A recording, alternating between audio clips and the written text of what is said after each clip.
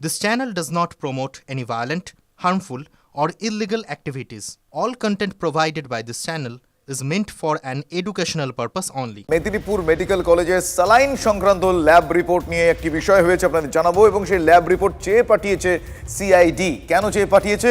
রাজ্য drug control বোর্ডের lab টেস্টের রিপোর্ট চেয়েছে সিআইডি। আর এই ঘটনার পর স্যালাইন বাজেয়াপ্ত করে নমুনা সংগ্রহ করে পরীক্ষার জন্য পাঠিয়েছিল রাজ্য ড্রাগ কন্ট্রোল বোর্ড। ইতিমধ্যেই নমুনা এসে গিয়েছে। তদন্তের প্রয়োজনে এবার নমুনা পরীক্ষার রিপোর্ট চেয়ে পাঠিয়েছে সিআইডি। কি ক্ষেত্রে এই রিপোর্ট চেয়ে পাঠানো, কেন এই প্রয়োজনীয়তা, এই যাবতীয় বিষয়গুলো জানা যাবে সময়ের সঙ্গে সঙ্গে। আপাতত এই আপডেট অত্যন্ত গুরুত্বপূর্ণ এই মুহূর্তে।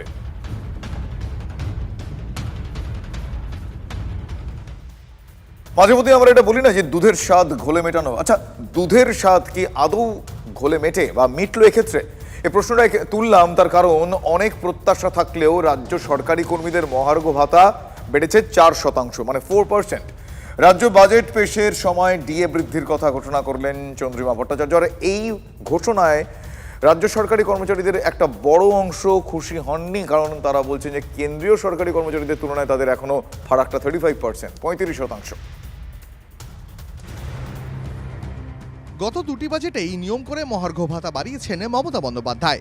আগামী বছর বিধানসভা ভোট, তার আগে শেষ পূর্ণাঙ্গ বাজেটে ডিএর পরিমাণ একটু হলেও বেশি বাড়বে, এই আশায় বুক বেঁধেছিলেন রাজ্য সরকারি কর্মীরা। দিনের শেষে হতাশ হতে হলো তাঁদের। বাজেটে 4% হারে ডিএ ঘোষণা করা হলো। আগামী 1 এপ্রিল থেকে কার্যকর হবে বর্ধিত ডিএ। 4% বাড়ার পর রাজ্য সরকারি কর্মীদের প্রাপ্ত ডিএ হবে 18%। কিন্তু এর পরেও রাজ্যের সঙ্গে কেন্দ্রের মহার্ঘ ভাতার বড় ফারাক থেকেই যাচ্ছে। কেন্দ্রীয় সরকারি কর্মীরা এখন ডিএ পান 53% হারে।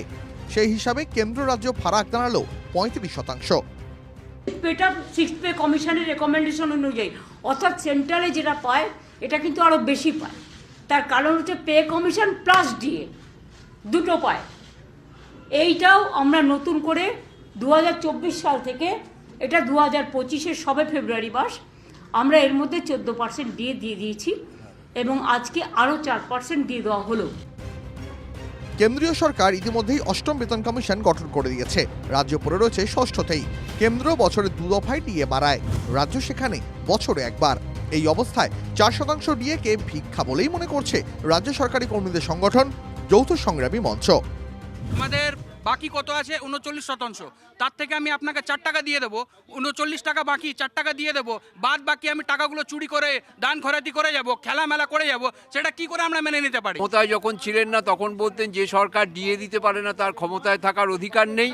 এখন বলছেন যে ডিএ দেওয়া নাকি ম্যান্ডেটারি নয়। তো আমরা বলছি যে ওনারও ক্ষমতায় থাকার অধিকার নেই। রাজ্য সরকারি কর্মীদের ক্ষোভের আগুনে ঘি ঢালতে সময় নেয়নি বিরোধীরা।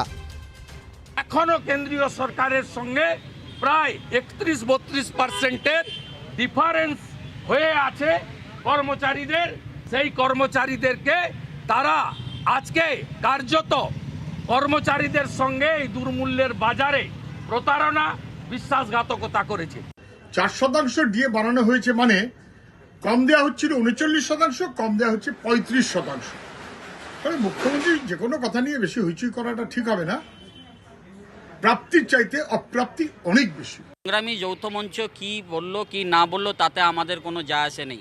আমাদের মুখ্যমন্ত্রী বাংলার কর্মচারীর সঙ্গে ছিলেন, আছেন, আগামী দিনেও থাকবেন। বিরোধী যারা করছেন করতে দিন, আমরা আমাদের মুখ্যমন্ত্রীর সঙ্গে ছিলাম, আছি, আগামী দিনেও থাকব। ডিএ বাড়ানোর কোনো ধরা বাঁধা নিয়ম নেই, তবুও মুদ্রাস্ফীতির সঙ্গে সাজুজ্য রেখে ডিএ বাড়ানো চলে দীর্ঘদিনের। এখন কেন্দ্রের হারে ডিএ দেয় দেশের একাধিক রাজ্য। এর মধ্যে রয়েছে গুজরাট, বিহার, উত্তরপ্রদেশ, উত্তরাখণ্ড, মধ্যপ্রদেশ, ছত্তিশগড়, ওড়িশা, সিকিম। সেই তুলনায় পশ্চিমবঙ্গ অনেকটাই পিছিয়ে। এ নিয়ে সুপ্রিম কোর্টে ঝুলে রয়েছে মামলাও।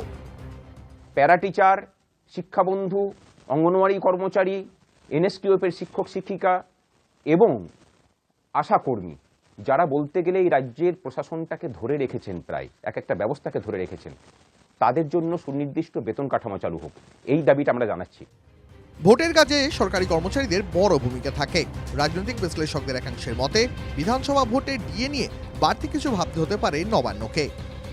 Bureau report, TV9 Bangla.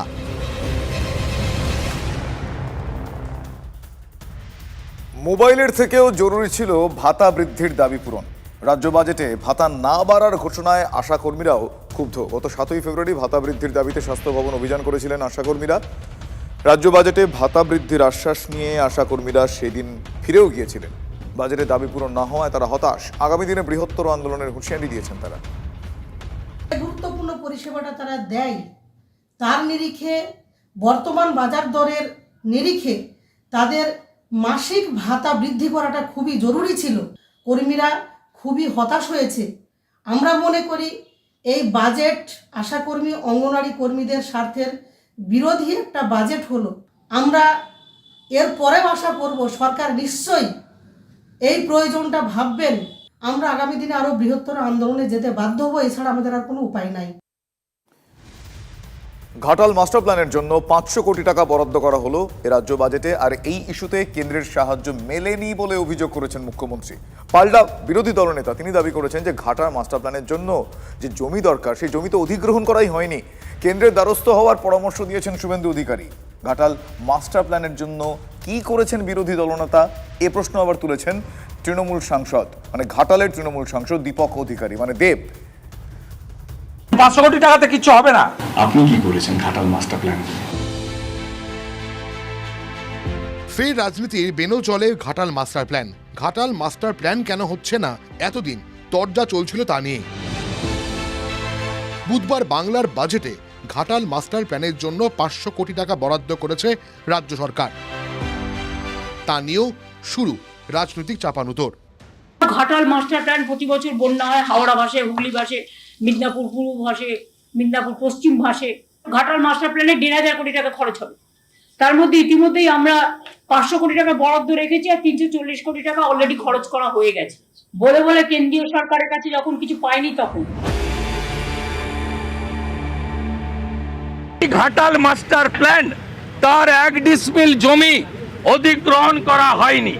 যেখানে জমি অধিগ্রহণ হয়নি সেখানে ঘাটাল মাস্টার প্ল্যানের বরাদ্দ খাতায় কলমে থাকবে, যার নির্বাচনে আরেকবার প্রতিশ্রুতি, গাল ভরা প্রতিশ্রুতির মধ্যে থাকবে। ফি বছর বন্যায় ভাসে 2 মেদিনীপুর, হাওড়া, হুগলির একাংশ। ক্ষতিগ্রস্ত হন লক্ষ লক্ষ মানুষ।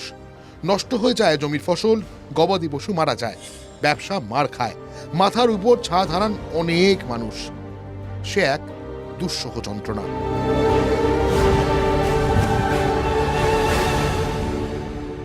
ফি বছর এই ছবি দেখে অভ্যস্ত বাংলার মানুষ। বেনো জলে গ্রামকে গ্রাম ভেসে যাওয়ার পরে নেতাদের মধ্যে দুর্গতদের পাশে দাঁড়ানোর প্রতিযোগিতা দেখেও তারা অভ্যস্ত। এই ধ্বংসাত্মক পরিস্থিতির হাত থেকে রক্ষা পেতে জরুরি ঘাটাল মাস্টার প্ল্যান। 1952 সালে তৎকালীন কেন্দ্রীয় সরকার গঠিত মানসিং কমিটির সুপারিশ ছিল এই প্রকল্প রূপায়ণের। কিন্তু এতগুলো বছর পেরিয়ে যাওয়ার পরে দুর্গত এলাকার মানুষেরা কি পেলেন? একটু বন্যা হলেই আমাদের ব্যবসা বন্ধ হয়ে যায়, সেটার থেকে আশা করি মুক্তি পাবো। জন্ম থেকে তো দেখছি, আমার 69 বছর বয়স, এই বন্যা আর বন্যা, এই যন্ত্রণাটা তো আমার কি বলবো, বাপ কাকা দাদু তারাও ভোগ করেছে, আমরাও ভোগ করছি। সামান্য এই যে একটা সার্কিট বাঁধ হয়েছিল, 6.5 কোটি টাকা বরাদ্দ হয়েছিল। 6.5 কোটি টাকা যে বরাদ্দ হয়েছে তার যে কাজ হয়েছে হয়তো প্রত্যেক বছরে একবার করে ভেঙে যাচ্ছে। আক্ষেপটা তো ছিলই, সেজন্য ভেবেছিলাম কি 2024 আর দাঁড়াবো না, কারণ মিথ্যে প্রতিশ্রুতি দিয়ে আবার ভোট নেব, সেটা সত্যি কোথাও যেন আমাকে শোভা দেয় না। তো সেটা আমি দিদিকে বলে উঠছিলাম, এবং দিদি তখনই বলেন কি যদি ঘাটাল মাস্টার প্ল্যানটা রাজ্য সরকার করে। আজকে সত্যি ভীষণ ভালো লাগছে, খুব একটা ইমোশনাল একটা দিন আমার জন্য। বাংলার বাজেটে আগামী অর্থবর্ষে ঘাটাল মাস্টার প্ল্যানের জন্য বরাদ্দ 500 কোটি, আর তা নিয়ে ফের শুরু হয়েছে রাজনৈতিক তর্কযুদ্ধ। আগে জমি অধিগ্রহণ শেষ করুন, জমি অধিগ্রহণ করার পরে ঘাটাল মাস্টার প্ল্যান নিয়ে দিল্লি যাবেন, 50 ভাগ টাকা আপনারা দেবেন, 50 ভাগ টাকা ভারত সরকার দিতে প্রস্তুত। 500 কোটি টাকাতে কিছু হবে না।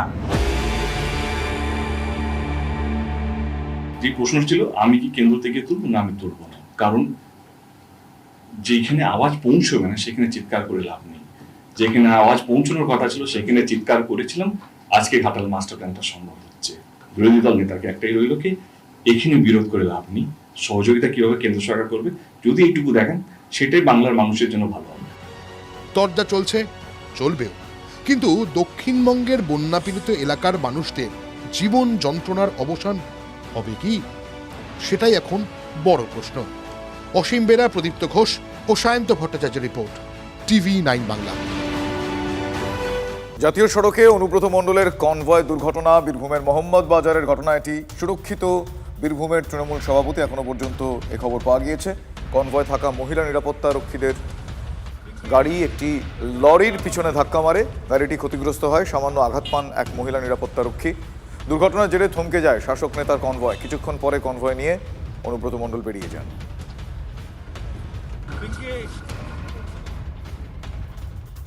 অন্যদিকে মঙ্গলকোটে গাড়ি চাপা দিয়ে তৃণমূল কর্মী খুনের অভিযোগ উঠছে। অল্পের জন্য রক্ষা তৃণমূলের অঞ্চল সভাপতি। কাটোয়া আদালত থেকে মোটরবাইকে মঙ্গলকোটে ফিরছিলেন অঞ্চল সভাপতি মফিজুল এবং তৃণমূল কর্মী লালু শেখ।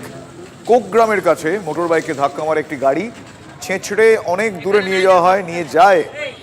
প্রাথমিক স্বাস্থ্যকেন্দ্রে তাদের নিয়ে যাওয়া হলে তৃণমূল কর্মী লালু শেখকে চিকিৎসকরা মৃত বলে ঘোষণা করেন। আশঙ্কাজনক অবস্থায় বর্ধমান মেডিকেলে ভর্তি রয়েছেন লাকুরিয়া অঞ্চল সভাপতি মফিজুল শেখ। নিউটাউনে বিধায়কের ছেলের দাদাগিরির ছবি দেখতে পাওয়া গিয়েছে। বেপরোয়া ক্যানিং পূর্বের বিধায়ক শওকত মোল্লার ছেলে। স্থানীয়দের অভিযোগ, নিউটাউনের বালিগুড়ি মোড়ের কাছে এক ডেলিভারি বয়কে হকি স্টিক দিয়ে বেধড়ক মারধর করা হয়। শওকত মোল্লার ছেলে ও তার অনুগামীদের বিরুদ্ধে এই অভিযোগ। মানে গাড়ি আমার সাইড চাপ ছিল, ঠিক আছে, এবারে সাইড চাপ পরে এবার আমি সাইডে এবার দাঁড়ালাম, আমাকে সাইড চেপে দিয়েছিল, মানে আমি পড়ে যেতাম। সাইড থেকে এবার আমি সামনে গিয়ে দাঁড়ালাম, গিয়ে আমি বললাম যে গাড়ির সাইড চাপলো কেন। এবার ও আমাকে নেমে প্রথম কথা কাটাকাটি হচ্ছিলো, হতে হতে এবারে হকি স্টিক বার করে গাড়ির থেকে আমাকে মারধর করেছে। তার মধ্যে ছিল শওকত মোল্লার ছেলে, শওকত মোল্লার বন্ধুবান্ধব ছিল, আমাকে এমনকি মারধরও করেছে। শওকত মোল্লার ছেলের বন্ধুবান্ধব ছিল, এমনকি আমার মারধরও করেছে, মানে চরও মেরেছে, লাঠিলে পায়ে মেরেছে, হাতে পিটি মেরেছে, মানে এমনকি সব জায়গায় মেরেছে আমার।